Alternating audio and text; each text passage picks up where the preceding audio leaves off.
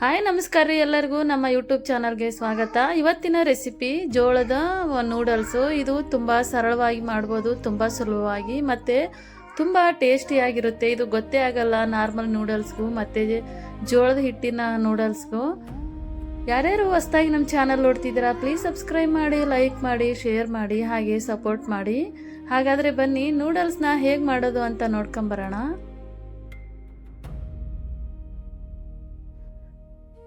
ಇಲ್ಲಿ ಜೋಳದ ಹಿಟ್ಟಿನ ಜಲಡಿ ಹಿಡಿದು ಒಂದು ಇದರಲ್ಲೇ ಹಾಕಿಟ್ಟಿದ್ದೀವಿ. ಇದಕ್ಕೆ ಬಿಸಿನೀರು ಹಾಕಬೇಕು. ನಾವು ರೊಟ್ಟಿಗೆ ಜಿಗಿ ಹಾಕ್ತೀವಲ್ಲ ಆ ಥರ ಹಾಕಬೇಕು. ಇದು ಎಷ್ಟು ಜಿಗಿ ಇರುತ್ತೆ ನೂಡಲ್ಸು ಅಷ್ಟೇ ಚೆನ್ನಾಗಿ ಬರುತ್ತೆ.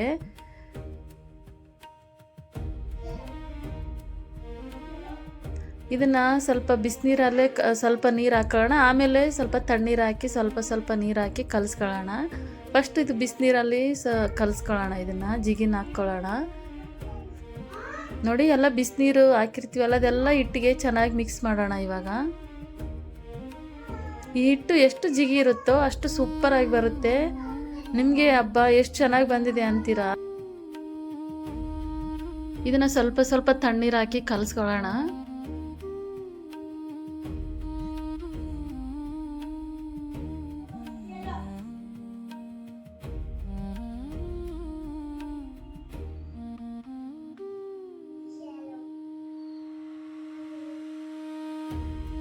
ನಾದಬೇಕ್ರಿ. ಈ ಥರ ನಾದಿದ್ರೇ ಸಖತ್ತಾಗಿ ಬರುತ್ತೆ.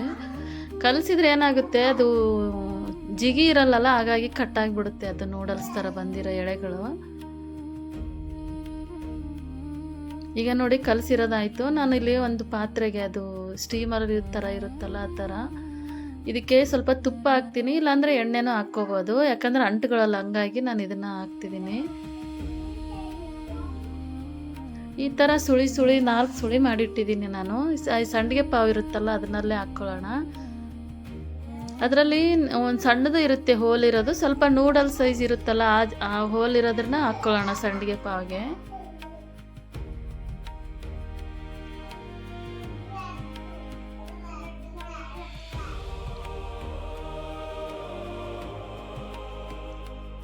ನೋಡಿ, ಈ ಥರ ಒಂದು ಪಾತ್ರೆಯಲ್ಲಿ ಹಾಕ್ಕೊಂಬಿಡೋಣ. ಈ ಥರ ಇದು ತುಂಬ ಕಷ್ಟನೂ ಏನೂ ಅಲ್ಲ, ತುಂಬ ಸರಳವಾಗಿ ಮಾಡ್ಬೋದು, ಯಾರಾದರೂ ಮಾಡ್ಬೋದು. ಒಂದ್ಸಲ ನೀವು ಟ್ರೈ ಮಾಡಿ ನೋಡಿ, ಚೆನ್ನಾಗಿರುತ್ತೆ. ಜೋಳದ ರೊಟ್ಟಿ ಮುದ್ದೆ ಮಾಡಿ ಬೇಜಾರಾದವ್ರಿಗೆ, ಇದು ನಮಗೆ ಜೋಳದ ಹಿಟ್ಟೆ ಚೆನ್ನಾಗಪ್ಪ ನಮ್ಮ ಹೆಲ್ತಿಗೆ ಅಂದವ್ರಿಗೆ ಈ ಥರನೂ ಡಿಫ್ರೆಂಟಾಗಿ ಮಾಡ್ಕೋಬೋದು. ನೋಡಿ, ನೀರು ಕಾದಿದೆ. ಇವಾಗ ಅದನ್ನ ಇಡೋಣ ಪಾತ್ರೆನ. ಹವೆಯಲ್ಲಿ ಕುದಿಸೋದು ಇದನ್ನು. ಇಡ್ಲಿ ಪಾತ್ರೆ ಇದ್ದರೆ ಇಡ್ಲಿ ಪಾತ್ರೆಯಲ್ಲೂ ಹಾಕ್ಕೋಬೋದು. ನಿಮ್ಗೆ ಯಾವ ಸೈಜ್ ಬೇಕು ಸ್ವಲ್ಪ ಹಾಕ್ಕೊಂಡು ಇಡ್ಬೋದು, ಅದನ್ನು ಬರುತ್ತೆ. ಈ ಥರ ಇದ್ದರೆ ಈ ಥರನೇ ಮಾಡಿ. ಈಗ ನೋಡಿ, ನಾನೊಂದು 10 ನಿಮಿಷ ಬಿಟ್ಟಿದ್ದೆ, ಈಗ ಆಗಿದೆ ಇದು.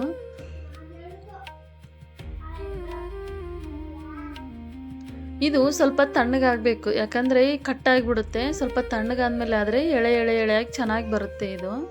ನೋಡಿ, ಈಗ ಸ್ವಲ್ಪ ತಣ್ಣಗಾಗಿದೆ. ಒಂದು 10 ನಿಮಿಷ ಬಿಟ್ಟರೆ ಸಾಕು. ನೋಡಿ ಹೆಂಗೆ ಬಂದಿದೆ, ಸುಳಿ ಚೆನ್ನಾಗಿ ಬರುತ್ತೆ.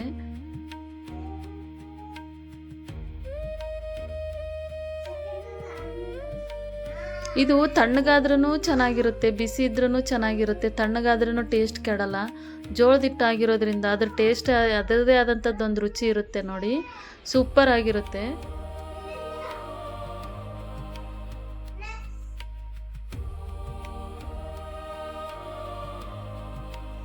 ನೋಡಿ ಎಷ್ಟು ಮಸ್ತಾಗಿ ಬಂದಿದೆ. ಕಟ್ಟು ಆಗಲ್ಲ, ಏನಿಲ್ಲ, ಸಖತ್ತಾಗಿರುತ್ತೆ. ಮಕ್ಕಳಂತೂ ತುಂಬಾ ಇಷ್ಟಪಟ್ಟು ತಿಂತಾರೆ. ಈಗ ಅದು ರೆಡಿಯಾಗಿದೆ. ಇವಾಗ ಇದಕ್ಕೆ ಒಂದು ಬಾಣಲಿ ಇಡೋಣ. ನಾನಿಲ್ಲಿ 2ರಿಂದ 3 ಸ್ಪೂನು ಎಣ್ಣೆ ಹಾಕ್ತಿದ್ದೀನಿ. ಶುಂಠಿ ಬೆಳ್ಳುಳ್ಳಿ ಮನೇಲೇ ಜಜ್ಜಿರೋದಿದು, ಇದನ್ನು ಹಾಕ್ಕೊಳ್ಳೋಣ ಫಸ್ಟ್ಗೆ. ಇದು ಎಣ್ಣೆಲಿ ಫ್ರೈ ಆಗಲಿ, ಇದನ್ನು ಅಷ್ಟೇ.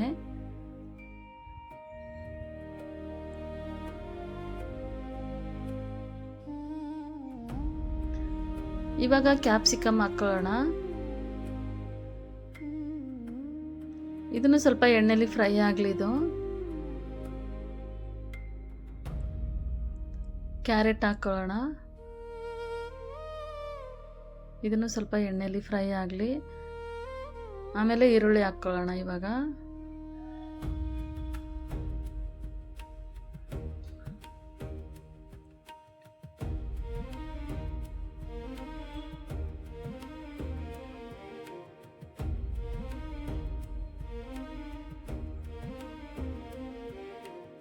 ಈಗ ಕ್ಯಾಬೇಜ್ ಹಾಕ್ಕೊಳ್ಳೋಣ.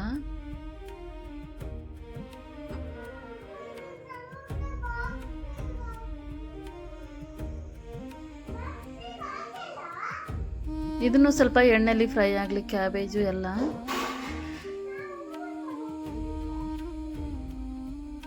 ಮಕ್ಕಳಿಗೆ ಟಿಫಿನ್ ಬಾಕ್ಸ್ಗೂ ಚೆನ್ನಾಗಿರುತ್ತೆ ಇದು.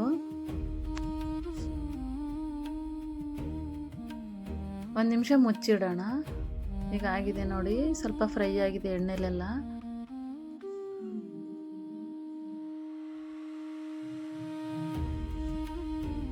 ಇದಕ್ಕೆ ರುಚಿಗೆ ತಕ್ಕಷ್ಟು ಉಪ್ಪು ಹಾಕೊಳ್ಳೋಣ.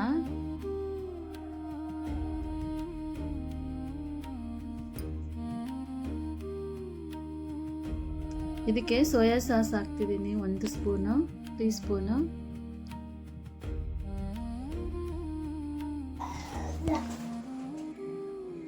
ಇವಾಗ ಟೊಮೆಟೊ ಸಾಸ್ ಹಾಕೊಳ್ಳೋಣ.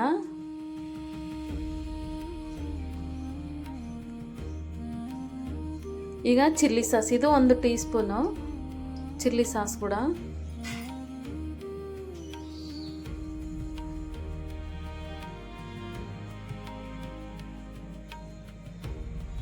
ಒಂದು ಟೀ ಸ್ಪೂನ್ ಖಾರ ಹಾಕ್ತಿದ್ದೀನಿ. ನಿಮ್ಮ ಇಷ್ಟ ಇದ್ರೆ ಹಾಕ್ಕೋಬೋದು, ಇಲ್ಲಾಂದರೆ ಇಲ್ಲ. ನಾವು ಸ್ವಲ್ಪ ಖಾರ ಇರಲಿ ಅಂತ ಖಾರ ಹಾಕ್ತಿದ್ದೀನಿ, ಖಾರದ ಪುಡಿ. ಚೆನ್ನಾಗಿ ಮಿಕ್ಸ್ ಮಾಡೋಣ ಇದನ್ನ.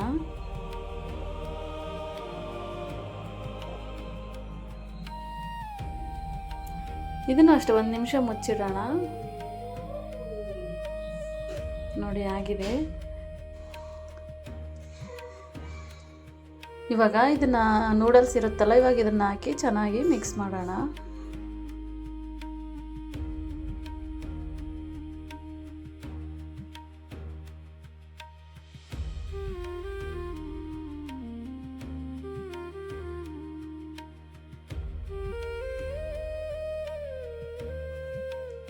ಚೆನ್ನಾಗಿ ಮಿಕ್ಸ್ ಮಾಡಬೇಕು. ಬೇಗ ಮಿಕ್ಸ್ ಆಗಲ್ಲ ಇದು, ಒಂದು ಸ್ವಲ್ಪ ಟೈಮ್ ತಗೊಳುತ್ತೆ. ಚೆನ್ನಾಗಿ ಮೇಲೆ ಕೆಳಗೆ ಮಾಡಿದ್ರೆ ಆಗುತ್ತೆ. 2 ಸ್ಪೂನ್ ತಗೊಂಡು ಮಿಕ್ಸ್ ಮಾಡಬೇಕು.